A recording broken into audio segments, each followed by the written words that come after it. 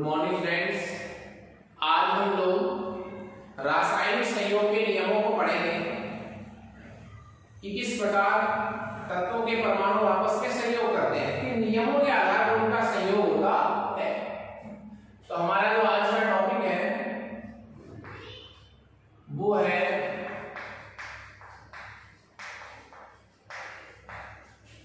रासायनिक संयोग के नियम। रासायनिक संयोग के नियम, लॉज ऑफ केमिकल कॉम्बिनेशन। रासायनिक संयोग के नियमों में हमारा फर्स्ट लॉ है द्रव्यमान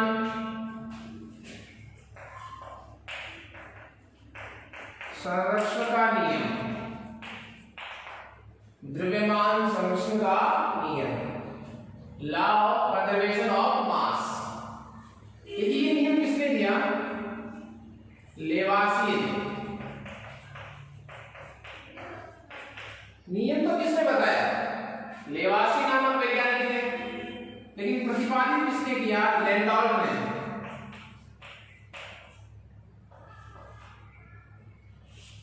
लैंडॉल्फ नामक वैज्ञानिक ने इसको प्रतिपादित किया। ये नियम क्या कहता है कि रासायनिक अभिक्रियाओं में द्रव्यमान को मैं द्रव्य भी कह सकता हूं। द्रव्यमान रासायनिक अभिक्रियाओं में न तो उत्पन्न किया जा सकता है और न ही नष्ट किया जा सकता है। द्रव्यमान एक रूप से दूसरे रूप में परिवर्तित हो सकता है, उसका नाश नहीं हो सकता, उसको अपन क्रिएट नहीं कर सकते, उसको जनरेट नहीं कर सकते। तो द्रव्यमान को न उत्पन्न किया जा सकता है और न ही नष्ट किया जा सकता है।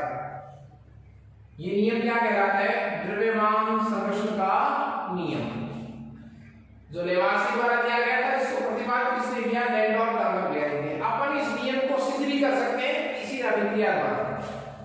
मान लीजिए कार्बन है आपके पास, ऑक्सीजन से रिएक्शन करेगा और बनाएगा CO2। कार्बन और ऑक्सीजन गैस मिलकर क्या बनाते हैं? CO2। कार्बन का मैंने यहां वेट लिया है 12 ग्राम, ये हो गया 32 ग्राम। एक ऑक्सीजन के लिए 16 काउंट करते हैं हम। तो CO2 का टोटल कितना है देखिए, 12 44 इज इक्वल टू 32 हो गया, ये 44। तो ये देखिए आप, अभिक्रिया के बाद जो उत्पाद बने हैं उनका कुल द्रव्यमान, अभिक्रिया में भाग लेने वाले अभिकारकों के कुल द्रव्यमान का क्या आ रहा है? समान आ रहा है। तो इस उदाहरण से क्या स्पष्ट हो रहा है कि रासायनिक अभिक्रियाओं में द्रव्यमान नष्ट नहीं होता। इसीलिए इस नियम का एक नाम और दिया गया, द्रव्य की अविनाशिता का नियम।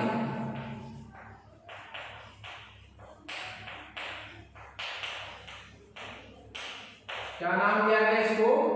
द्रव्य की अविनाशिता का नियम। मतलब द्रव्य अविनाश रहता है, अविनाशी होता है, उसका विनाश नहीं होता। एक एग्जांपल लैंडॉल्फ ने भी दिया। उसने क्या किया? एक यू आकार की नलिका में सिल्वर नाइट्रेट को और सोडियम क्लोराइड को, तो उसने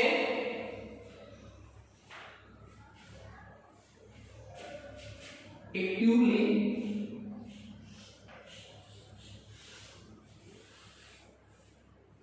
इस ट्यूब के एक तरफ उसने सिल्वर नाइट्रेट को रखा, ट्यूब के दूसरी भाग में उसने सोडियम क्लोराइड को रखा। ये लैंडॉल्फ का प्रयोग था। उसने अपने प्रयोग से, उसने एग्जांपल से द्रव्यमान संरक्षण के नियम को क्या किया? प्रतिपादित किया। तो एक कॉलम में उसने सिल्वर नाइट्रेट को रखा, दूसरे कॉलम में उसने सोडियम क्लोराइड को रखा, और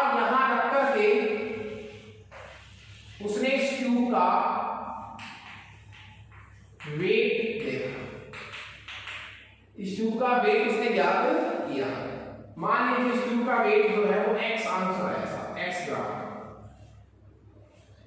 फिर उसने इस U नलिका को जोर से हिलाया ताकि दोनों पदार्थों के मध्य क्या हो जाए, अभिक्रिया हो जाए। अभिक्रिया के बाद उत्पाद बने। मैं समीकरण लिख रहा हूं AgNO3 प्लस NaCl। तो रिएक्शन से बना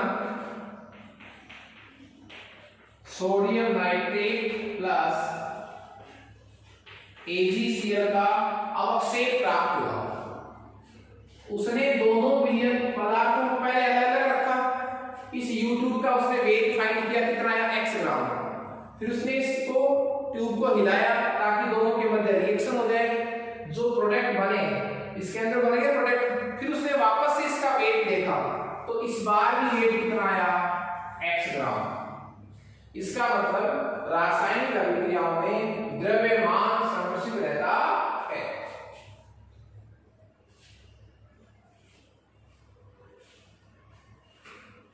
इसके जस्ट बाद हमारा दूसरा नियम रहेगा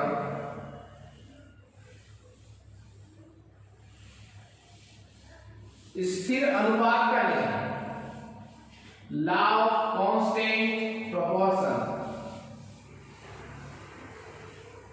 लॉ ऑफ कांस्टेंट प्रोपोर्शन।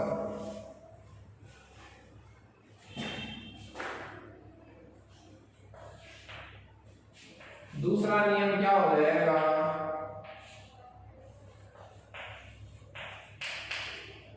स्थिर अनुपात का नियम। स्थिर अनुपात का नियम ये दिया था, एक वैज्ञानिक था जोसेफ प्राउस्ट। स्थिर अनुपात का जो नियम है वो वैज्ञानिक जोसेफ प्राउस्ट द्वारा दिया गया था। ये सिद्धांत क्या कहता है, ये सिद्धांत कह रहा है किसी भी शुद्ध यौगिक के नमूने में यौगिक कैसा होना चाहिए, शुद्ध। ये एकमात्र इसकी शर्त रहेगी इस नियम की कि जो यौगिक आप ले रहे हैं वो शुद्ध होना चाहिए। किसी शुद्ध यौगिक के नमूने में, शुद्ध यौगिक के नमूने में तत्वों के द्रव्यमानों का, तत्वों के द्रव्यमानों का जो अनुपात होता है वो स्थिर रहता है। मैं क्या कह सकता हूं, नियत रहता है। चाहे विधि कोई सी भी हो, विधि कोई सी भी हो, स्रोत कैसा भी हो।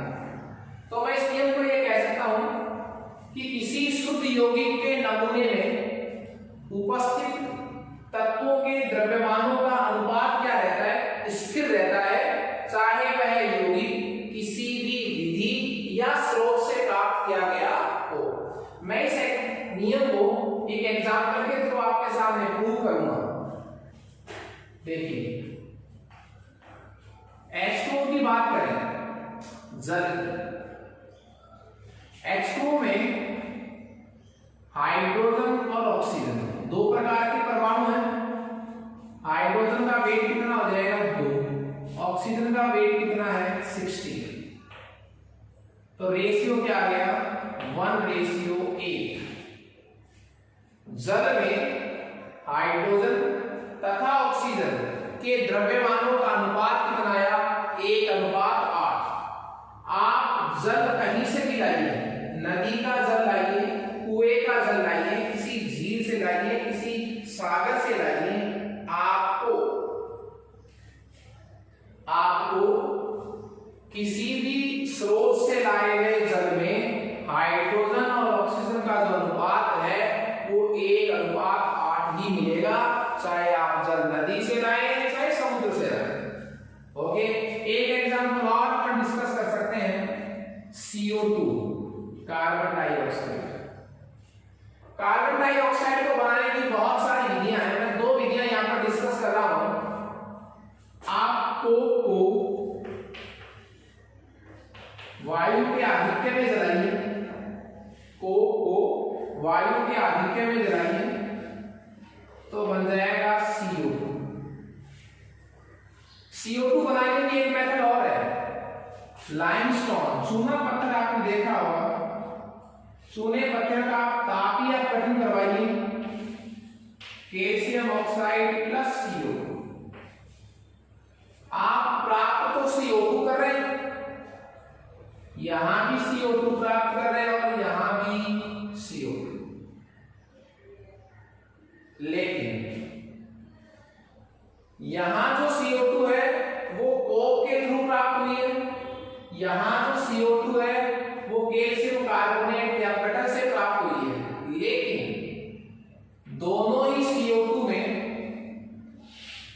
कार्बन और ऑक्सीजन के द्रव्यमानों का जो अनुपात है वो नियत रहेगा। कैसे देखें,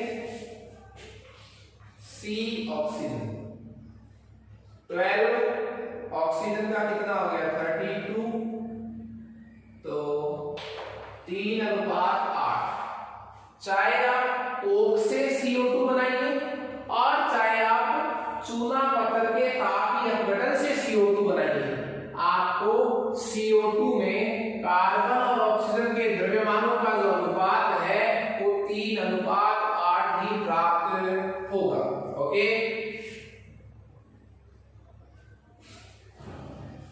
इस नियम में कुछ संशोधन भी हुए। जैसे ही समस्थानिकों की परिभाषा आई उसके बाद इसमें संशोधन हुआ। संशोधन क्यों हुआ? जैसे ही इसकी खोज हो गई थी धीरे धीरे समस्थानिकों की खोज के बाद इस नियम में संशोधन किया गया कि तत्वों के द्रव्यमानों का अनुपात नियत तो रहेगा, लेकिन तत्वों की संख्या भी नियत होनी चाहिए, यौगिक क्या होना चाहिए, शुद्ध होना चाहिए। ओके, तो इस तरह हमें दो नियम पढ़नी है, प्रत्येक नियम के कुछ अपवाद भी हैं। इस नियम का अपवाद मैंने आपको बताया, समस्थानिकों के बाद इसको संशोधित कर दिया गया। वैसे तो द्रव्यमान संरक्षण के नियम के भी अपवाद है कि जो नाभिकीय अभिक्रियाएं होती हैं, नाभिकीय विखंडन, नाभिकीय संलयन, नाभिकीय अभिक्रियाओं पर द्रव्यमान संरक्षण का नियम जो है वो लागू नहीं होगा। द्रव्यमान संरक्षण का नियम लागू नहीं होगा। किस पर? बोलिए, नाभिकीय अभिक्रियाओं पर। इसके बाद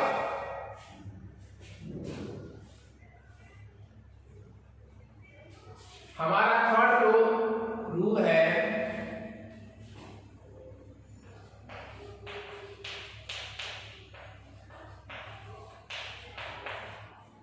गुणित अनुपात का नियम।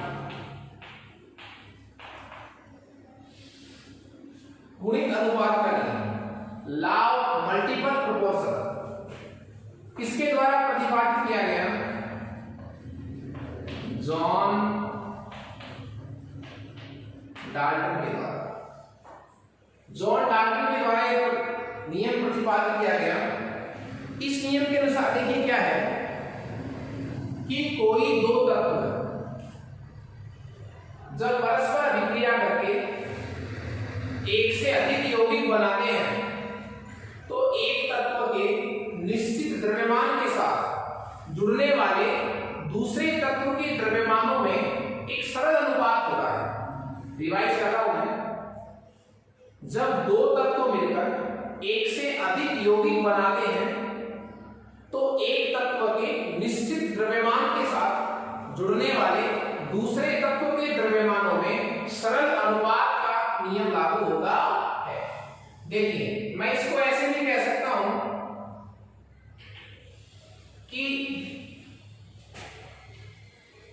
कार्बन है और एक तत्व क्या है? ऑक्सीजन।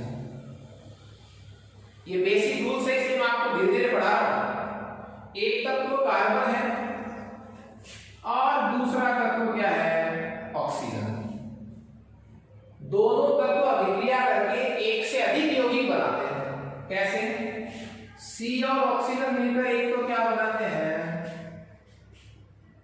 COP बनाते हैं। क्या बनाते हैं? Carbon monoxide. और वही कार्बन और ऑक्सीजन मिलकर एक यौगिक और बनाते हैं CO। बात समझ में आ रही है आप लोगों को? देखिए इसमें क्या है,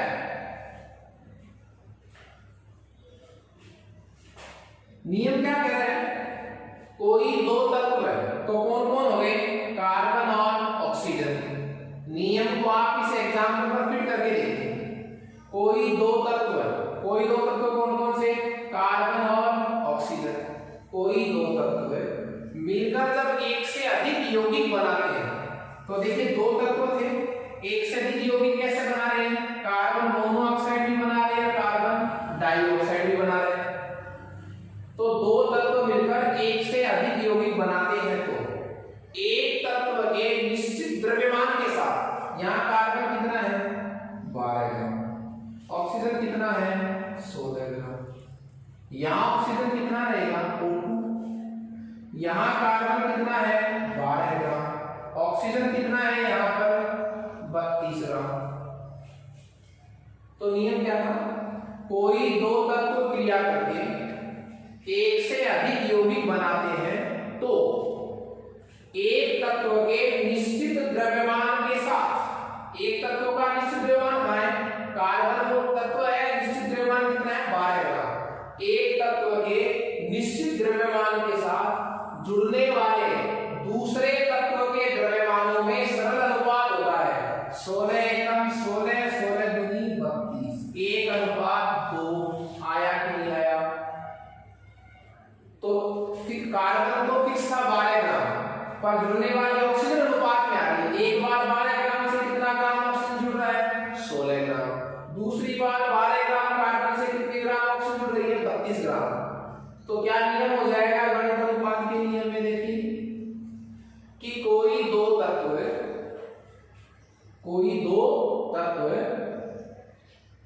क्रिया करके एक से अधिक यौगिक बनाते हैं, एक से अधिक यौगिक बनाते हैं, तो एक तत्व के निश्चित द्रव्यमान के साथ, एक तत्व के निश्चित द्रव्यमान के साथ जुड़ने वाले दूसरे तत्व के द्रव्यमानों में सरल अनुपात होता है।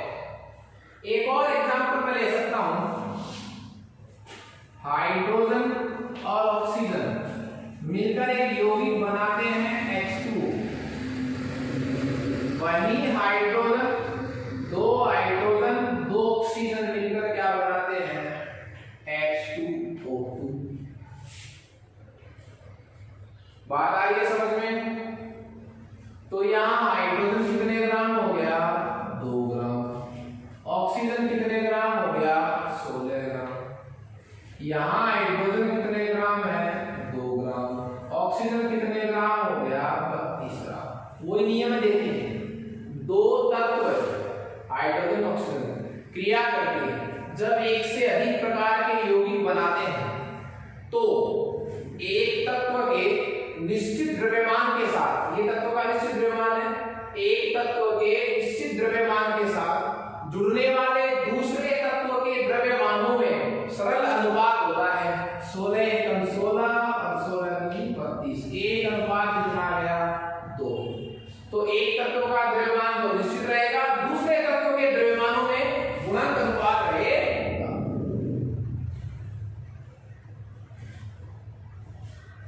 इसी नियम को आधार मानकर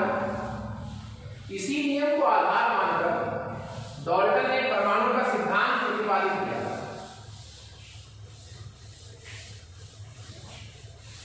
रासायनिक सहयोग के नियमों की इसी कड़ी में हमारा फोर्थ लॉ है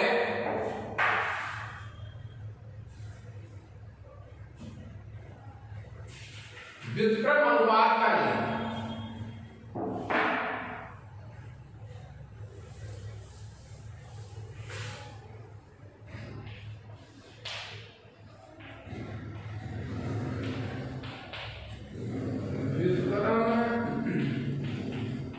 अनुपात का नियम, जिसको मैं क्या कह सकता हूं?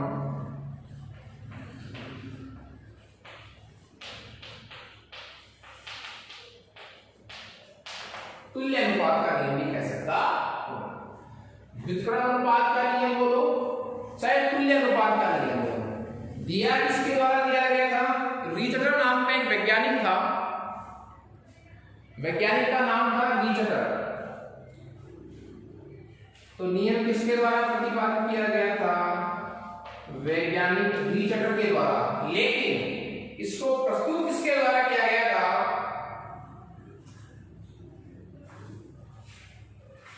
वो था स्टेस नाम का वैज्ञानिक। नाम क्या था? स्टेस। तो व्युत्क्रमण अनुपात का नियम और तुल्य अनुपात का नियम दोनों नियम एक ही लैंग्वेज से हैं। नियम क्या है? नियम को आप तभी आराम से समझ पाएंगे जब उसके साथ उसका एग्जाम्पल भी होगा। देखिए नियम क्या है कि कोई दो तत्व भिन्न भिन्न तत्व, कोई दो भिन्न भिन्न तत्व किसी तीसरे तत्व के साथ क्रिया करके भिन्न भिन्न यौगिक बनाते हैं तो जब वे यौगिक आपस में क्रिया करके भी यौगिक बनाते हैं तो उनके द्रव्यमानों में सरल अनुपात ही रहता है, गुणक अनुपात ही रहता है। मैं इस बात को ऐसे भी कह सकता हूं कि जब कोई दो भिन्न भिन्न तत्व किसी तीसरे तत्व के साथ क्रिया करके भिन्न भिन्न यौगिक बनाते हैं, जब वो दोनों तत्व, कौन से दोनों तत्व? जो तीसरे तत्व के साथ क्रिया कर रहे हैं, वो दोनों तत्व भी जब आपस में क्रिया करेंगे तो उनके द्रव्यमानों में भी अनुपात क्या रहेगा? समान ही रहेगा। मैं इस नियम को एक एग्जांपल के थ्रू आप लोगों से शेयर करना चाहूंगा।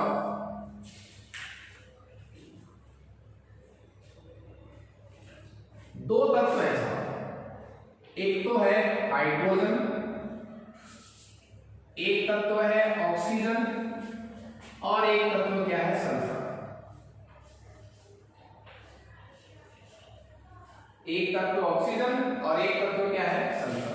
तीसरा तत्व वो कौन है? हाइड्रोजन। ठीक है, तो नियम क्या कह रहा है? कोई दो भिन्न भिन्न तत्व, ये दो भिन्न भिन्न तत्व हो गए साहब, किसी तीसरे तत्व के साथ क्रिया करते हैं और भिन्न भिन्न यौगिक बनाते हैं। ऑक्सीजन हाइड्रोजन से क्रिया करके क्या यौगिक बनाएगा? H2। तो इनके द्रव्यमानों में भी अनुपात सरल है, 1:8 का है। सल्फर भी हाइड्रोजन से रिएक्शन करके यौगिक बनाता है H2S, इसमें भी अनुपात क्या है? 1:16 का है द्रव्यमान का अनुपात। वो कह रहा है कि जब दो भिन्न भिन्न तत्व किसी तीसरे तत्व के साथ क्रिया करके भिन्न भिन्न यौगिक बनाते हैं तो वो तो उनके द्रव्यमानों का अनुपात तो नियत रहता है, यह अनुपात भी सरल रहेगा। पॉइंट में अनुपात नहीं आएगा, 1:8 है, 1:16 है। वो कह रहा है कि यदि वो आपस में रिएक्शन भी करें, ये तत्व, ये कौन से? जो तीसरे से क्रिया कर रहे हैं, ये दोनों तत्व यदि आपस में क्रिया करें तो एक यौगिक बनेगा SO2। इनके द्रव्यमानों में भी अनुपात कैसा रहेगा? सरल। कैसे? सल्फर कितना है? 32 वेट, ऑक्सीजन 2 है तो इसका वेट कितना हो गया? 32। तो रेशियो कितना आ गया? 1:1। ये भी अनुपात सरल ही है। यहाँ अनुपात कितना था? 1:16 था, ये भी सरल है। यहाँ 1:8 था, ये अनुपात भी सरल है। तो मेरे कहने का मतलब क्या हुआ कि नियम क्या कह रहा है?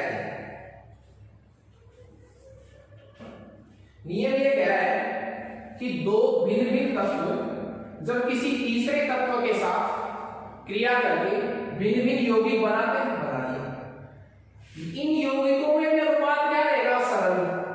और यदि वो दो भिन्न भिन्न तत्व कौन से? ये बने, आपस में क्रिया करके भी यदि कोई यौगिक बनाएंगे, जैसे क्या बनाया?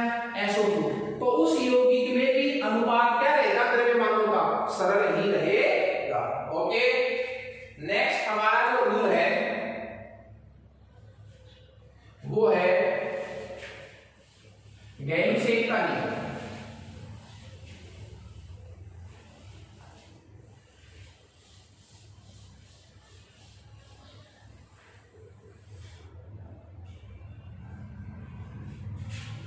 फिफ्थ हमारा रूल है रासायनिक संयोग के नियम में, पांचवा नियम, वो है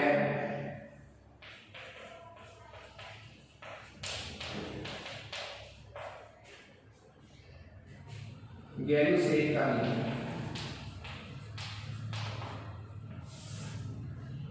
गैल्यूसेक का नियम देखिए, गैल्यूसेक का नियम क्या है? ये आयतनों में तुल्य अनुपात का नियम, स्थिर अनुपात का नियम भी कह सकता हूं इसको।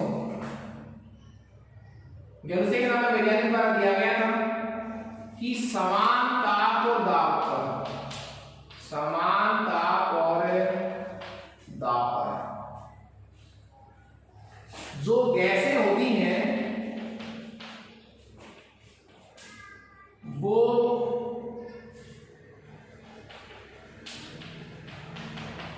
आयतनों के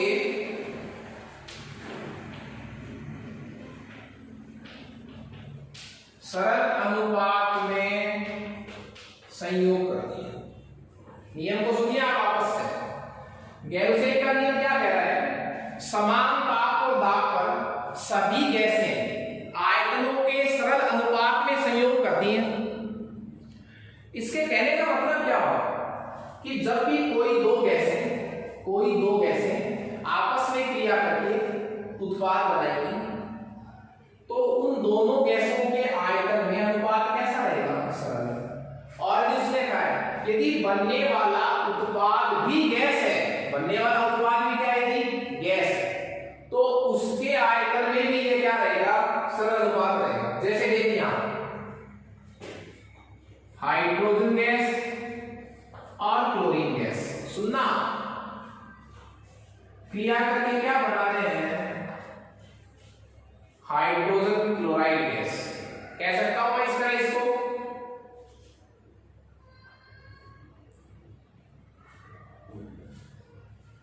तो देखिए, एक आयतन हाइड्रोजन और एक आयतन क्या है? क्लोरीन। कितने आयतन बन रही है गैस? दो आयतन।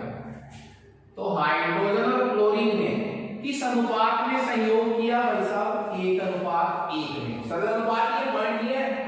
और बनने वाला उत्पाद यदि खुद गैस है तो कितने बन रहे हैं? देखो, दो आयतन एक्सियल बन रहे हैं, तो सभी सरल अनुपात में 1:1:2 उत्पाद भी क्या होगा? सरल अनुपात में होगा। जैसे एक एग्जांपल और ले सकते हैं आप,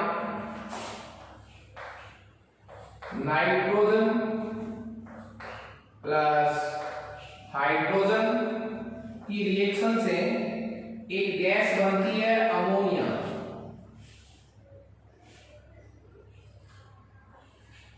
ठीक है, इसका संक्षिप्त रासायनिक समीकरण है। देखिए, नाइट्रोजन भी एक गैस है, हाइड्रोजन भी एक गैस है और अमोनिया भी एक क्या है? गैस। तो ये दो गैसें, कोई भी दो गैसें समान ताप और दाब पर यदि क्रिया करती है तो उनके आयतन में अनुपात कैसा मिलेगा? सरल। तो देखिए यहां कितना आयतन है? 1, तो नाइट्रोजन 1 आयतन है, हाइड्रोजन 3 आयतन है, तो 1:3 सरल अनुपात है। उसने कहा यदि बनने वाला उत्पाद खुद भी गैस हो तो वो भी सरल अनुपात में होगा। बनने वाला उत्पाद देखिए खुद क्या है? गैस है, तो इसको भी शामिल कर लीजिए। अनुपात कितने आयतन बन रही है? अमोनिया 2, तो सारा अनुपात क्या हो गया? टोटल 1:2